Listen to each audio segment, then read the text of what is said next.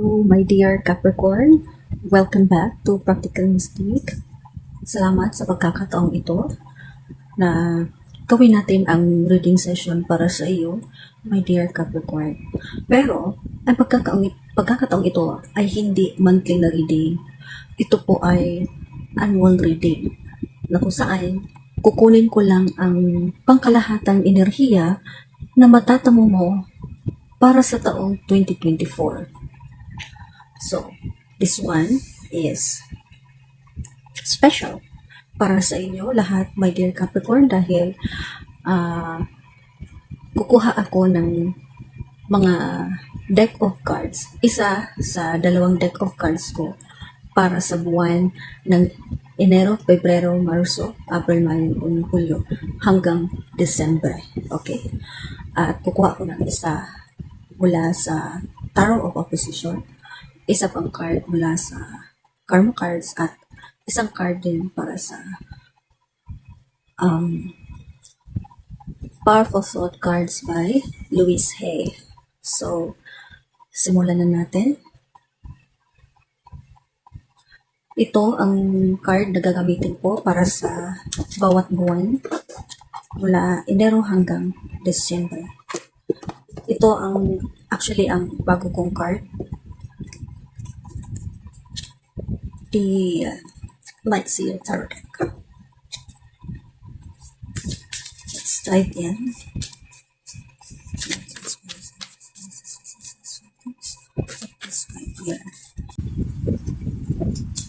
Ito na lahat para sa iyo, my dear Capricorn. So, tingnan natin para sa buwan ng Enero. Ang unang card na lumabas ay tinatawag na The Lovers.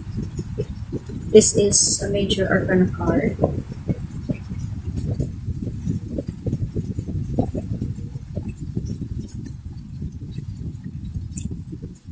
Sinasabi dito na maaring magkaroon ka ng isang masayang relasyon kasama ang significant someone mo, or maaaring sinasabi na magkakaroon ka ng jowa kung ikaw man ay single. So, magiging magkakarelasyon ka na sa taong 2024. Or kung in a relationship ka na dati, maaaring magkakaroon lamang kayo ng relationship renewal. Okay? Nakikita mo, merong pana dyan. So, ibig sabihin, ikaw ay napakaganda, napaka-kampante sa sarili. So, ikaw ay makikita ng ibang tao na ikaw ay matapang. At dahil meron kang magnetic na enerhiya na nasa iyo, parang naakit yung lalaki sa iyo. Or kung ikaw man ay lalaki, naaakit sa iyo ang isang babae.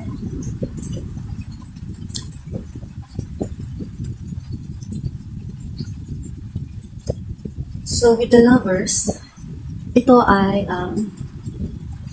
Ten of Swords. Ang Ten of Swords ay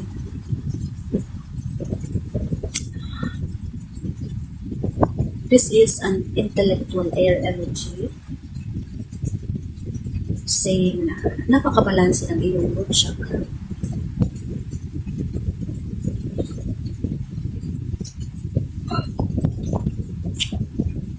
Parang sinasabi dito na tinutusok ka, sinasaktan ka ng patalikod. Tinutusok-tusok ka ng patalikod. So, ibig sabihin, marami mga tao sa iyong paligid ang nagkutsa sa iyo, or maaaring mga kakilala mo, kaibigan, kamag-anak, nilibag ka nila, mabuti silang kaharap, pero kapag wala ka dyan, bumitaw sila ng mga salitang hindi ka nais-nais na ikasasama mo rin. Okay. Or maaaring ikaw ay nabigo or nagkaroon ng kabiguan yung nasabing relasyon. Okay? Kasi parang naakit siya sa'yo na sa kalaunan ay iba palang katangian sa isang babae ang kanyang hinahanap. Okay? Or maaari talagang masaya ka sa relasyon niyo, pero sadyang mayroong mga tao na nagnanais na sirain ka para hindi kayo magkasama ng iyong jowa. Okay? Tapos sa buwan ng Pebrero, ito ang tinatawag na 7 of Wands. 7 of Wands ito dahil mayroong mga wands. 1, 2, 3, 4, 5, 6, 7. Pitong wands. Anyway, nakamit mo naman yung kapayapaan. Mapayapa ka dito. Nakapikit yung mata mo sa ibig sabihin. Wala kang pakialam kung ano ang posibleng mangyayari sa paligid mo. Ang mahalaga ay nakapikit ka. At kampante ka sa sarili mo na protektado ka ng Panginoon. Magtiwala ka lang at magdasal palagi. Okay? At ang ilaw na ito ay sumusimbolo sa intuition, sa ibig sabihin, ikaw ay patuloy na nananalangin sa Panginoon. At the same time, may tiwala ka din sa sarili mong intuition. Habang ikaw ay maraming mga iba't ibang pagsubok na umaatake sa iyo para sirain itong bolang kristal na kung saan itong bolang kristal na ito ay ang siyang nagsisilbing protection para ikaw ay manatiling mapayapa. Okay?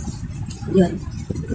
Actually, binubuhat ka na nga nito. Parang nagkaisa itong mga wands na ito para buhatin ka at saka sinimulan na rin ang pagtangkang sirain yung energetic bubble na meron ka.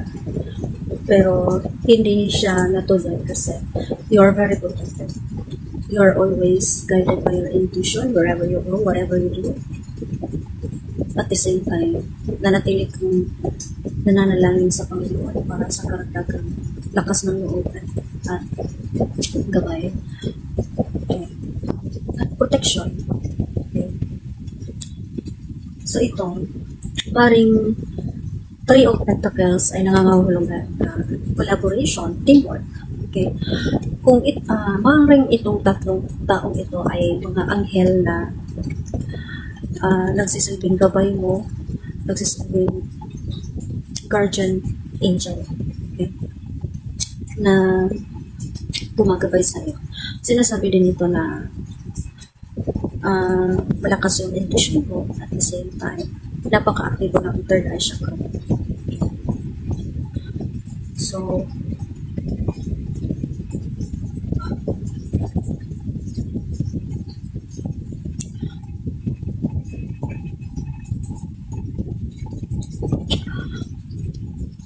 yung mga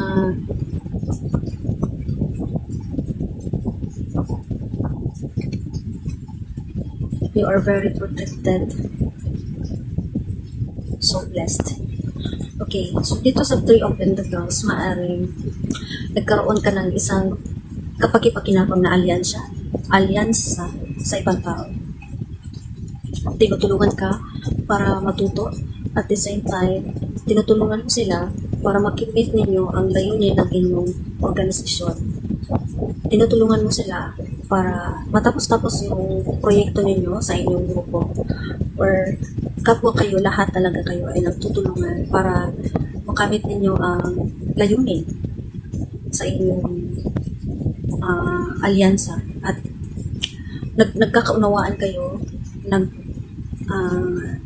lahat kayo ay tumutulong at nagsisipag para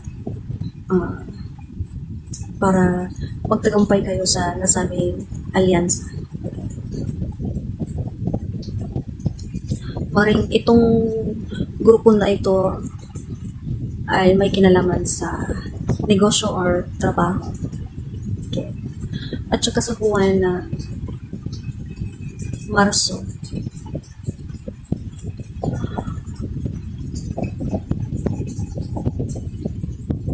ito ang tinatawag na high priestess.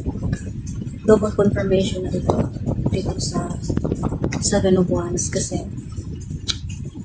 nakikita mo na malakas yung intuition mo. Nakikinig ka sa iyong intuition. Napaka-intuitive mo. So at the same time,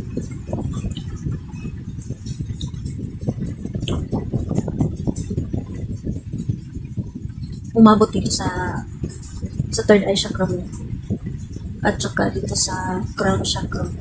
So ibig sabihin, makakatanggap ka ng creative downloads mula sa universe habang ikaw ay nakapikit. So maaaring makamit mo ito habang nakapikit yung mata mo. Posible na habang ikaw ay nananalangin sa Poong May Kapal, syempre nakapikit yung mata mo. Habang nakapikit yung mata mo at nanatili ka sa lugar na mapayapa, so yun na ang tamang pagkakataon na makakatanggap ka ng creative downloads o revelasyon mula sa Poong May Kapal. So, itry mo talaga na mag-meditate ka. That's the time that you can receive the revelation from God. Or kaya, pagkatapos mong manalangin. Kasi, nakapikit man din yung mata mo. And, with the high priestess, ito ay Page of Wands. So, again, Page of Wands is one of the creative fire energy. So, connection din ito sa High Priestess na kung saan makakatanggap ka ng relasyon sa Panginoon na nakakatulong ito para magawa mo ang isang bagay na may kinalaman sa iyong talento, creative pursuits. Okay? This is a Sagittarius sign saying na balance sa iyong root chakra mo. So, magkakatanggap ka ng good news sa pamamagitan ng pagninilay-nilay mo. Makakatanggap ka ng magandang balita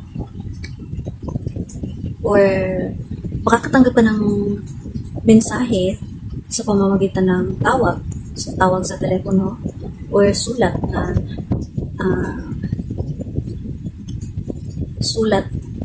sulat kamay, okay, na mula pa sa post office or ano. And sulat maaaring direktang isinulat ng ibang tao at pinapadala sa iyo.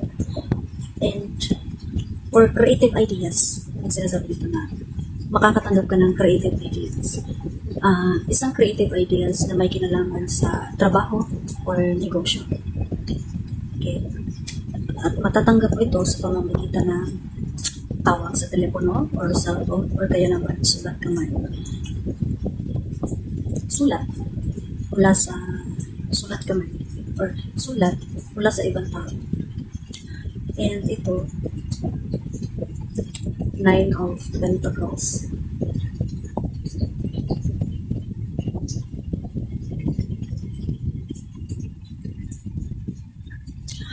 Ikaw ito, napakaganda,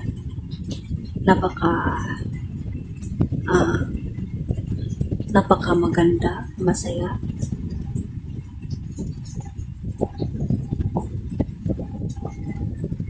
Tapos, maganda itong hearting mo kasi maraming mga pentacles. So, nagiging fruitful na yung yung negosyo mo or trabaho mo. Kaya lang, meron talagang mga tao na naiinggit at tinangkang kunin sa iyo itong isang pentacle na ito. So, ibig sabihin, parang ikaw yung boss ng inyong negosyo or trabaho, tapos merong katrabaho mo na ninanasa talagang kunin sa iyo ang pinaghirapan mo pera, parang ganun. Pero anyway, konti lang naman na pentacle yung nakuha sa'yo at hindi talaga lahat-lahat ng pentacle na meron ka. You know, hindi ka dapat bahala kasi meron ka pa 1, 2, 3, 4, 5, 6 na pentacle. Tapos ang nakuha lang na isa na maliit. Okay? And anyway, kahit pa ubusin niya lahat ng pentacle dito, yung mga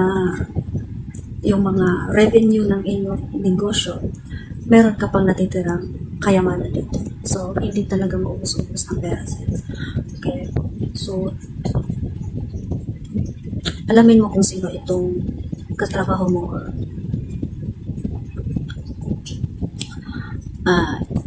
empleyado na may masamang intensyon na kunin yung pera mo. Ayan, ito sinasabi na 8 of Wands.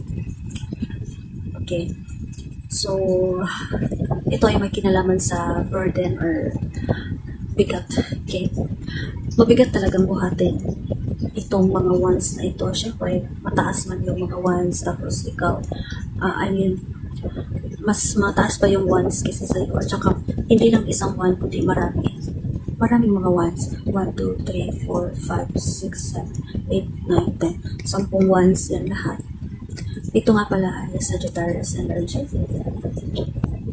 Sayang na double confirmation na ito na napakabalanse ng root chakra mo. Okay, Sagittarius energy, balanse yung root chakra mo. So, ito, double confirmation na itong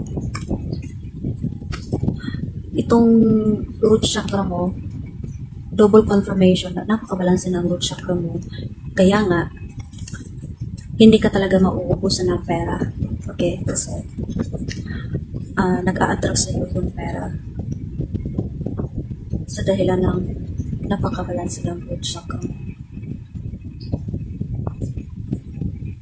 And, right now, nakikita ko sa recording yung numero na 4444. 4444. So, ibig sabihin, ikaw, my dear Capricorn, ay well protected. Napaka-protektado. So, double confirmation na ang numerong 444 sa iyo na you're well protected. Okay? Kahit 7 silang may balag na lusubin ka or sulungin or atakihin, hindi mangyayari yon kasi napaka-protektado. You are being guided and blessed by the universe. Okay. Ganda. Okay, so yung mga kabigatan sa buhay mo na dumarating sa iyo. Ito na. Itong isa na sa mga burden na dumating sa buhay mo ay ang taong ito. Okay? Na siyang may tangkang kunin ang lahat ng pera na pinaghirapan mo sa iyong negosyo or trabaho. Or tinatritle ka na nito sa trabaho ninyo. Meron siyang mga masasamang bagay. So siya ang nagsisilbing burden na kailangan mo pasanin. Okay? Kasi marami kang iniisip dito. Isa ay para sa negosyo. Pangalawa ay tungkol sa pera. Para magiging mapanatili yung magandang income sa negosyo ninyo. Tapos yung trabaho, kailangan ganito. Maraming dapat aasikasuhin para lalago yung negosyo or trabaho. At saka, yung pangatlong one ay tungkol sa mga empleyado mo or katrabaho mo. Okay? Maraming kabigatan ang siyang gambala sa iyong isipan at damdamin. Okay? So, masyadong marami kang iniisip. Maraming problema ang gumagambala sa iyo na kailangan mo asikasuhin. Okay, so sa buwan ng April, sa buwan ng Mayo, ito, Six of Cups.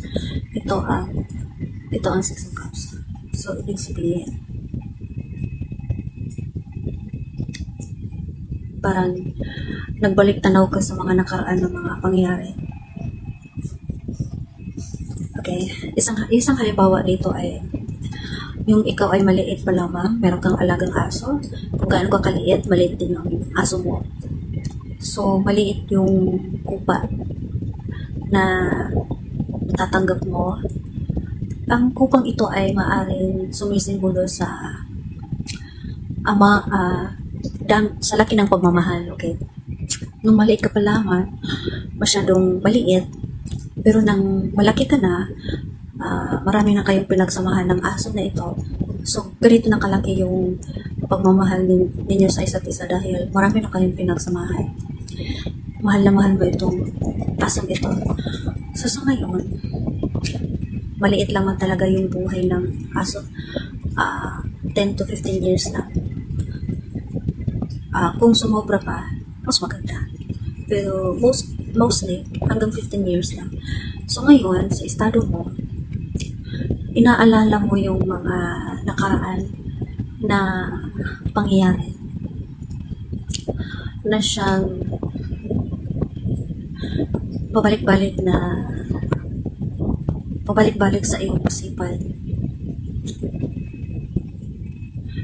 na parang masasabi mo sa sarili mo na how I wish, gusto ko sanang bumalik dito sa panahon na ito, gusto ko babalik ang nakaraan, parang ganun, parang paghinayang ba yung tawag nun? Parang how I wish, gusto kong balikan ang nakaraan, gusto kong maranasan ang ganitong karanasan, parang gano'n. Ikay nagbalik tanaw sa nakaraan na may pagdaramdam na gusto ko ganito, or sana mangyari ito, sana ganito na lang, I'm not sure kung paghihinayan ba yung term no. Basta sa akin masasabi ay ikaw ay nagbalik tanaw sa nakaraan na may dalang emosyon, and hindi ko masasabi kung anong klase ng emosyon, pero parang meron kang malakas na pagnanasa na gusto mong balikan yung mga karanasan mo sa nakaraan. Tapos ito, the Temperance. The Temperance is one of the major arcana card. Sinasabi dito na kailangan mong balansehin yung solar plexus chakra mo. So, hindi balanse. Hindi ka naging balanse.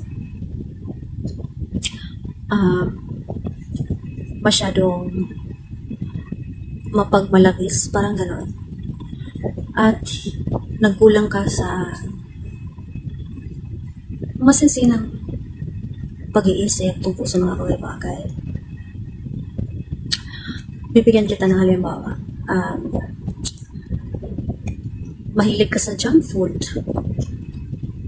Self-indulgence, ibig sabihin, binibigyan mo talaga ng satisfaction yung mga physical na aspekto sa iyong sarili. Kagaya ng pagkain. Hindi mo makontrol yung sarili mo para ma-regulate yung diet mo. Kasi temperance in reverse, ibig sabihin, masyadong mapagmalabis ka sa pagkain to the extent na wala ng control. So, hindi mo makontrol yung sarili mo. Gusto mo talaga masatisfy yung mga ninanasa ng iyong panlasa. Gusto mo isatisfy yung mga ninanasa ng iyong pandinig. Yung mga physical senses mo. Ay gusto mo talagang masatisfy sila. Okay? So, to the extent na hindi mo na naiisip sa sarili mo na kailangan ko mag-control ng pagkain, kailangan ko mag-control sa pakikinig o panunood ng mga telebisyon, ng mga teleserye, parang gano'n. Kasi kapag sumobra na, ibig sabihin, hindi na maganda. So, pinapaalala ka dito na self-control is needed. Okay. Tapos sa buwan ng Hunyo ay ito, the world. Ibig sabihin, nakumpleto mo na yung isang siklo ng iyong paglalakbay sa buhay. Nagsisimula last year hanggang umabot ka ng Enero, Pebrero, Marso, April, May. So, natapos na yung cycle bilang bahagi ng iyong paglalakbay sa buhay. Pero, hindi siya matapos-tapos dahil merong mga tao na gusto kang manatili sa karmic cycle na yan. Kagaya ng taong ito, gustong kunin yung kayamanan mo, yung pera mo, na pinaghirapan mo sa iyong pagtatrabaho. So, hindi siya talagang natatapos kasi merong tao na gusto talagang manatili kang totally stuck sa cycle na ito. So ngayon, itong Five of Pentacles, ikaw ay malungkot na malungkot sa mga nawawalang or nasasayang na oportunidad habang hindi ka naman naging mapagpasalamat sa natitirang dalawang kupa na nag-aantay sa iyo sa likod. Maring ang iba sa inyo ay nakadama ng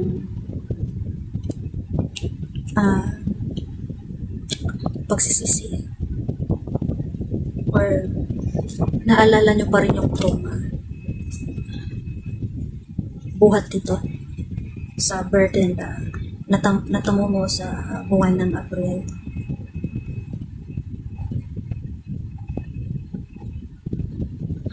So, dito ka nakatuon, dito ka nakafocus sa mga nasasayang na oportunidad, sa mga bagay na masasabing malaking kawalan sa iyo, habang hindi ka naman nagiging thankful sa kung ano man ang bagay na natitira sa iyo. Okay. Doon ka nakatuon sa kawalan at hindi doon sa meron. Okay. Ito ang tinatawag na Six of Pentacles.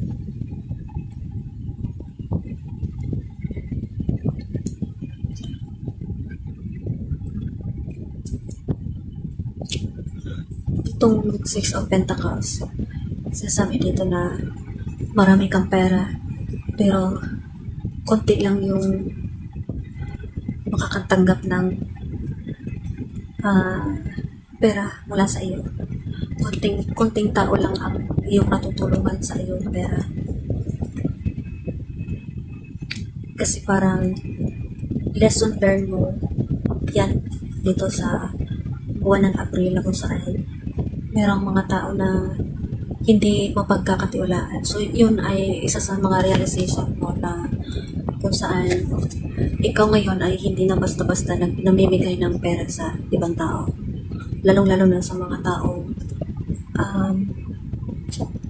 sa tingin mo ay meron kang suspensa, parang gano'n. Kasi hindi ka na basta-basta natitiwala sa mga tao. Buhat nung nangyari ito na may mga tao na tumatrader sa iyo, kunin sa iyo itong pentacle na hawak mo. Okay. So, ikaw ngayon ay nagtitipid sa pagiging mapagbigay. And sinasabi dito na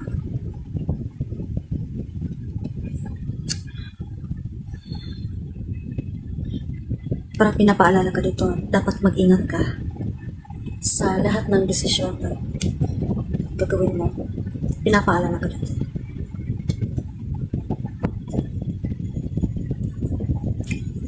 maging maingat, mapagsaliksik tungkol sa mga bagay-bagay bago ka makagawa ng desisyon para hindi ka naman mabibigo sa bandang huli. At dito, Ten of Cups, maaaring hindi ka masaya sa buwan ng Agosto. Hindi ka masaya sa piling ng iyong pamilya or katrabaho. Parang naramdaman nila na hindi sila mapagkakatiwalaan. So, ang nangyayari is, hindi sila masaya sa piling mo. Or hindi ka masaya sa piling nila. And anyway, makakatanggap ka ng panibagong oportunidad na may kinalaman sa pera. Dahil ito ay Ace of Pentacles. So, magkakaroon ka ng panibagong simula or oportunidad na may kinalaman sa pera. Panibagong pintuan ang nakabukas sa iyo. Ang pintuan na ito ay nagsasilbing oportunidad na kung saan kapag ikaw ay nakapasok doon, madadatnan mo panibagong simula upang magkaroon ng ganito kalaking halaga ng pera. Tapos ito, Knight of Wands. Knight of Wands, parang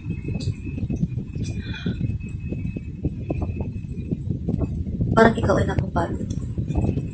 napapagod sa isip, napapagod sa damdamin at sa pangangatawan. Okay. Nakadama ka ng pagkapagod.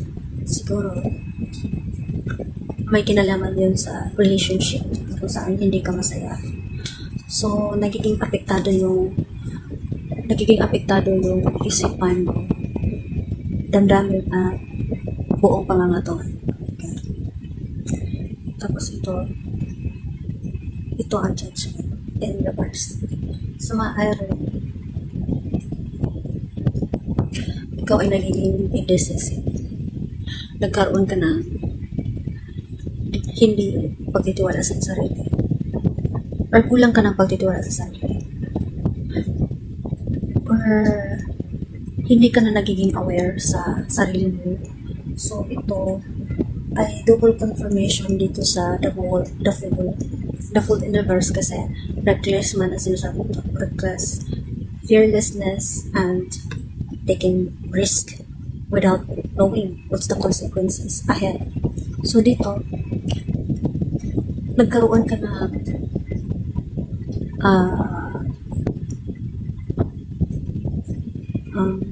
kawalan ng pagkamala sa sarili, or totally you're not willing to learn from the karmic lessons.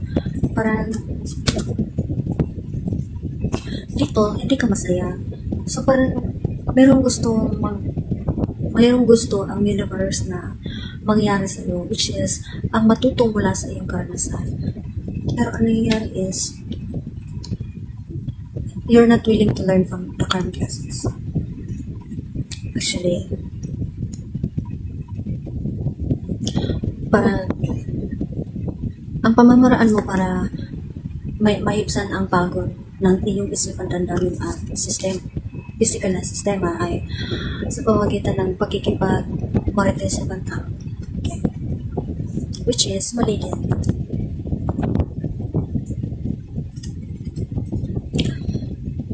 Sa buwan ng Oktubre ay ito, nagkulang ka ng lakas ng loob. Double confirmation dito na pagod na yung isipan mo, damdamin at saka physical sistema. So ngayon, nagkulang ka na talaga ng lakas ng loob, lakas ng isipan, kalooban at pangangatawan. So ikaw ngayon ay nabigo sa iyong nabigo ka sa iyong hamon na hinaharap mo. Dahil nawalan ka ng strength mula ng may matinding pagsubok na humahamon sa iyong relasyon sa pamilya or katrabaho. And then ito, the Fool.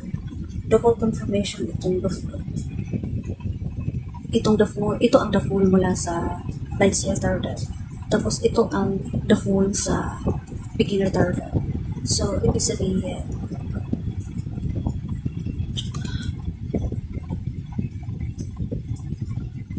nagkulang ka ng balance sa sarili. Hindi mo iniisip talaga kung ano ang magiging consequence kapag ikaw ay gagawa ng desisyon. Kasi ang mainam talaga is pag-isipan mo ng maigi ang paggawa ng desisyon na tumalon sa bandang ito. Tumalon sa bangin or ano. Pag-isipan mo ng maigi kung ano ang magiging kalabasan kung ito ang desisyon ang sundin mo. Okay? Or itong ang desisyon mo gawin mo. With the Fool in reverse is the King of Swords. The King of Swords ay sinasabi, ikaw ay totally firm. Remember that the King of Swords is one of the mental air energy. This is Libra sign and saying na napakabalanse ng third eye chakra mo. So, double confirmation na ito sa double confirmation ito sa buwan ng Pebrero na napakabalanse ng third eye chakra. Okay, so ito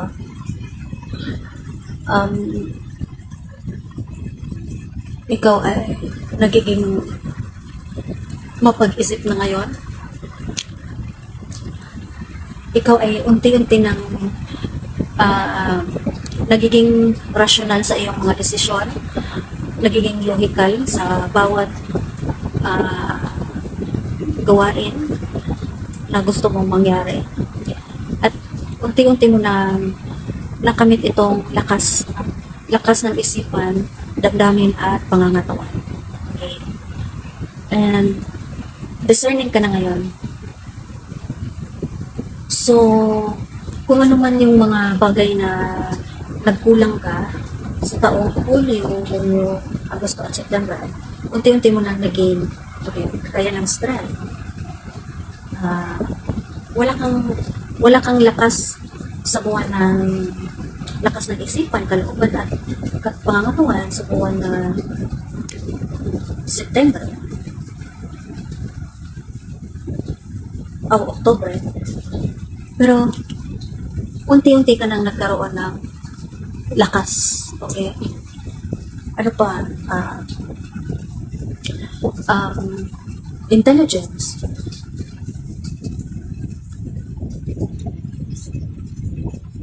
Sa buwan ng Hulyo, ikaw ay nagiging reckless, fearless, or taking risk without thinking so much about the possible consequences.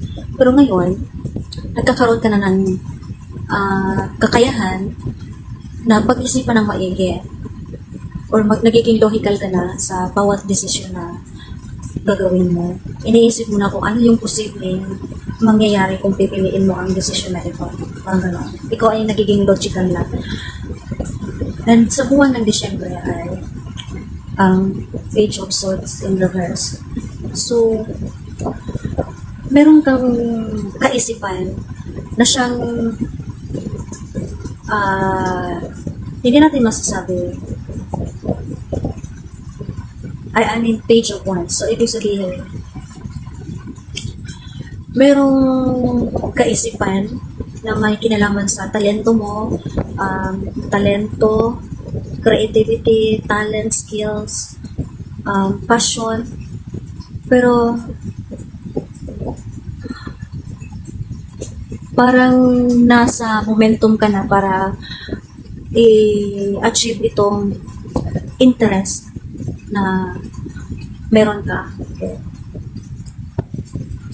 Parang nasa momentum ka na payubungin yung talento na meron ka.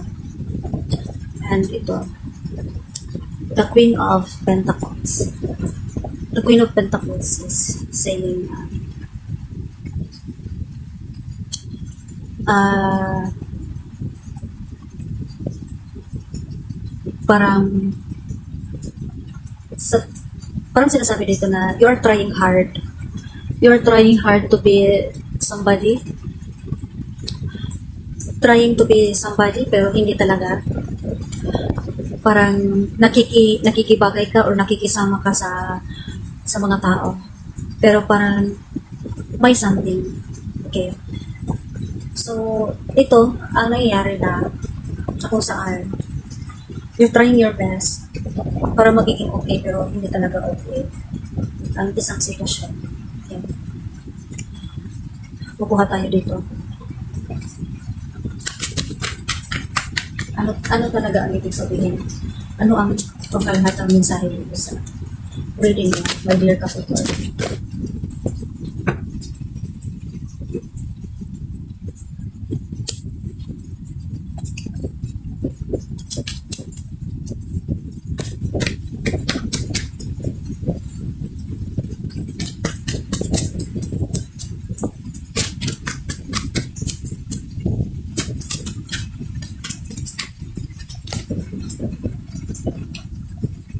Okay.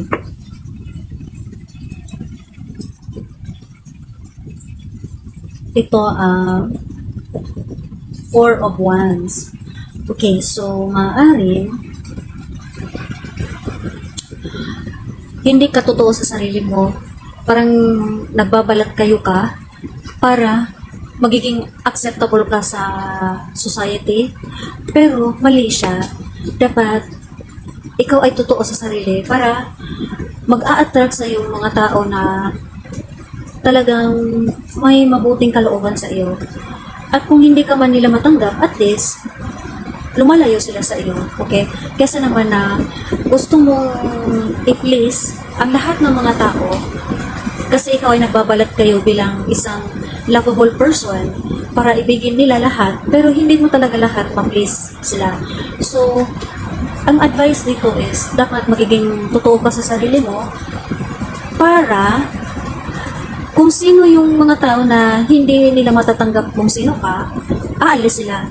Tapos, ang mga tao na tanggap ka kung sino ka, ay mananatili para kasama ka. Okay? Remember that this is four of Wands na positive. Okay, so basahin natin kung ano pa itong karagdag ang mensahe sa Four of Wands. Ito. The achievement of an important goal is within your reach. You are close to getting what you wanted, along with those who love and respect you. Consolidating power and stabilizing energies will make you prosperous now and in the future. Harmony and tranquility will thrive in your personal and work relationships. Wow, ang ganda. So, dumaan ka sa matinding pagsubok sa iyong negosyo or trabaho. Remember na merong tao na nag-trader sa iyo. Tapos, umangat na naman yung negosyo mo. Pero, parang nabigo ka na naman. Nabigo ka pagdating sa buwan ng Oktubre. Okay. But that is life. Anyway, ang mahalaga ay tanggap ka ng mga tao. Mahal na mahal ka nila kahit ano pa man ang mangyayari. Basta manatili ka lang totoo sa sarili mo. Okay? Next is Karma Cards.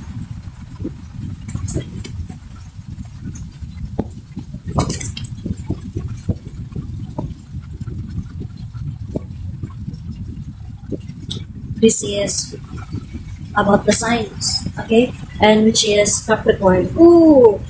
Diba? Ito, so ibig sabihin, ito ay para sa yung Capricorn, my dear Capricorn. Sinasabi dito na ang ninanasa talaga ng iyong kaluluwa ay abutin mo ang mga hinahangad mo na layunin sa buhay, no? Huwag kang magpapadala sa mga problema na humahad lang, gumagambala sa iyo, no? Do not be affected by all of these burdens. Huwag kang magpa-apekto dito. Okay? So, manatili kang unaffected, no? Para makapagpatuloy kang ma-achieve ang goals mo sa buhay. And isipin mo yung pang-araw-araw na mga nais mong makamit. Okay? Kung gusto mo magkaroon ka ng isang positibong buhay, mag-isip ka ng mabuti. Okay? Think positive in order to attract a positive life. Pero kung nag-iisip ka ng mga negatibong karanasan sa isipan mo, so mag-a-attract sa iyo ang negatibo na estado sa buhay. Okay? You will attract negative life while when you always think negative. Okay? So, use the most business-like way. Okay. So, double confirmation na ito na kahit na ang negosyo mo ay dumaan sa matinding pagsubok, maraming ups and downs, tagumpay, lugi. Pero, ang mahalaga ay business-minded ka pa rin, nag-iisip ka ng mga panibagong innovative ideas para matulungan ka na magiging progresibo ang negosyo mo. Okay. So, dito na tayo sa powerful thought cards. Pwede mo say,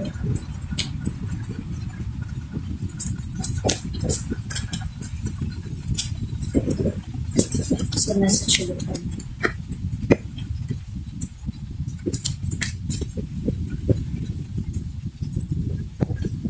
Ito. I forgive myself. Okay. Patawarin mo sarili. As I forgive myself, I leave behind all the feelings of not being good enough and I am free to love myself. Okay. So, simula ngayon, please affirm this to yourself na pinapatawad mo na ang sarili mo, iniwanan mo na sa iyong likuran ang mga emosyon na kung saan ikaw ay nakadama na hindi ka pa sapat. But no, you are enough actually. And malaya ka na para mahalin mo sarili mo. Okay? Love yourself no matter what happens. Okay? So, kahit ano pa mang mangyari sa negosyo mo or trabaho mo, keep on doing what you're supposed to do. Be business-minded and learn to forgive yourself despite the circumstances. Be true to yourself in order to attract people who loves and accept you the way you are. Okay, so ito lang ang masasabi ko sa iyo, my dear Capricorn. Happy New Year. I declare clarity, healing, love, and light to you and to your family. See you.